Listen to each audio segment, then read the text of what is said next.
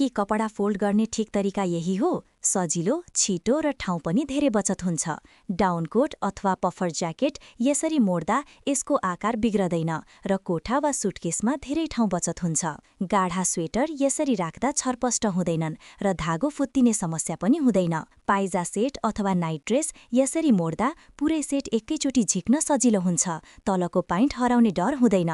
लेगिङ्स यस तरिकाले मोड्दा अत्यन्तै थोरै ठाउँ लिन्छ।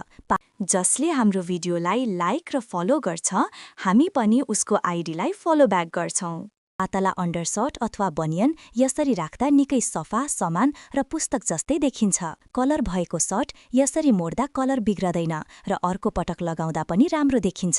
प्यान्ट यो सजिलो तरिका सिक्नुभयो भने धेरै प्यान्ट पनि छिटो छरितो राख्न सकिन्छ। हुडी यसले हुड तानिदैन र सबै कुरा सफा र व्यवस्थित देखिन्छ। तौलिया ठूलो तौलियालाई सानो रोल बनाउन सकिन्छ। यात्राका लागि उत्तम। पुरुष अन्डरवेयर यसरी राख्दा अरू कपडासँग मिसिदैन र ड्रवर धेरै सफा देखिन्छ। महिला अन्डरवेयर साधारण, मिलेको र धेरै व्यवस्थित। धुने बेलामा मोजा किन हराउँछ? मोजा मोड्ने सही तरिका यही रहेछ।